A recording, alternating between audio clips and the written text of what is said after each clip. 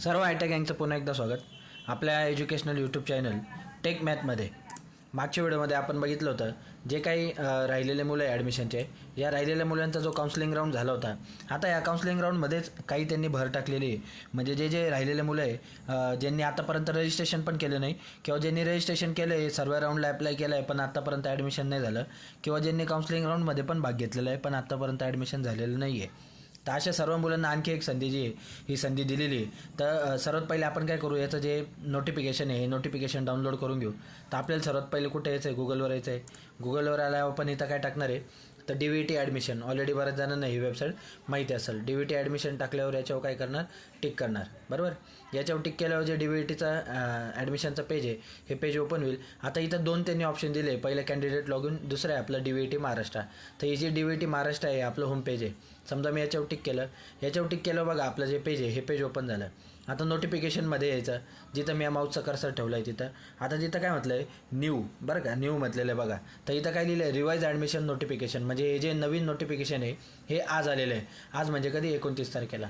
आता हे डाउनलोड करून पहिले तुम्हाला ओपन करून दाखवतो आणि काय काय त्यांनी नवीन डेट दाखवलं आहे ते पण तुम्हाला सांगतो. बघा आता, तर हे जे नोटिफिकेशन आहे हे आज म्हणजे 29 ऑगस्टला त्यांनी रिलीज केलेलं आहे. आता यामध्ये त्यांनी काय काय सांगितलं आहे ते आपण समजून घेऊ.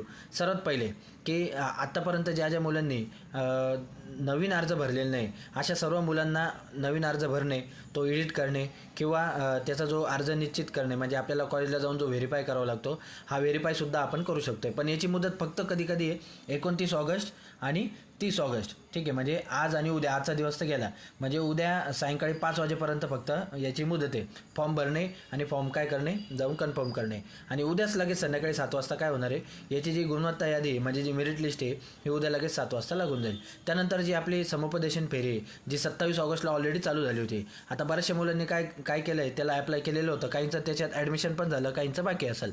तर त्याच्यासाठी जे रिक्त जागांचा तपशील आहे हा रिक्त जागांचा तपशील तुम्हाला बघायला भेटणार आहे. त्यानंतर ज्या मुलांची ॲडमिशन घ्यायची इच्छा आहे अशा सर्व मुलांना जी औद्योगिक प्रशिक्षण संस्था आहे, म्हणजे ज्या आयटीमध्ये तुम्हाला ॲडमिशन घ्यायचं आहे त्या आयटीमध्ये जाऊन तुम्हाला काय करायचं, फक्त हजेरी नोंदवायची. कधीपर्यंत, 31 ऑगस्टपर्यंत, बरोबर आहे. आता ह्या सर्व मुलांची हजेरी त्या आयटीमध्ये जाऊन तुम्हाला स्वतः जाऊन हजेरी नोंदवायची. तिथे हजेरी नोंदवल्यानंतर 31 ऑगस्टला काय होईल, दुपारी 1 वाजेपर्यंत तुम्हाला ती हजेरी नोंदवायची आहे. हजेरी नोंदवल्यानंतर 1 वाजेपासून तुमची ॲडमिशन व्हायला सुरुवात होईल. उद्या परवा तुम्ही कधी पण जा, ठीक आहे. तर ॲडमिशन व्हायला सुरुवात झाली तर शेवटच्या मुलाचं ॲडमिशन होईपर्यंत, म्हणजे ते संध्याकाळी 5 वाजतील 6 वाजतील तोपर्यंत तो जो काउन्सिलिंग राऊंड आहे हा काउन्सिलिंग राऊंड चालूच होणार आहे. पण याची जी शेवटची मुदत आहे ही शेवटची मुदत कधी, 31 ऑगस्ट दुपारी 31 ऑगस्टपर्यंत याची जी आहे ही शेवटची मुदत आहे. त्यानंतर तुम्हाला ना अर्ज भरता येणार, ना तुम्हाला नव्याने अप्लाय करता येणार, ना तुम्हाला काउन्सिलिंग राऊंडमध्ये भाग घेता येणार. मग तुम्हाला काय करायचं आहे, सध्या तुम्ही कोणत्या पण आयटीमध्ये जा, जिथं तुम्हाला ॲडमिशन घ्यायची इच्छा आहे, आणि सर्वात महत्त्वाचं तिथं रिक्त जागा आहे का नाही हे पहिले बघून घ्या.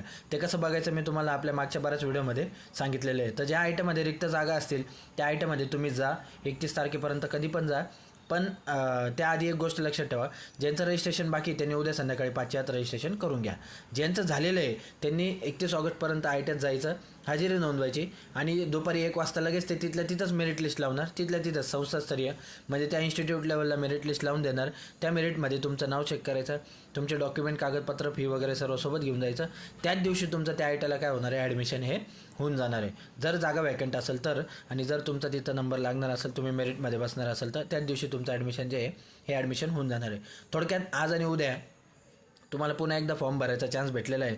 आणि ज्यांनी फॉर्म भरलेला आहे, ज्यांचं ॲडमिशन झालेलं नाही अशा मुलांनासुद्धा ॲडमिशन घ्यायचा चान्स भेटलेला आहे. ठीक आहे, तर हे जे नोटिफिकेशन आहे हे आज आलेलं होतं. तर अजून याला 1च दिवस मुदत आहे.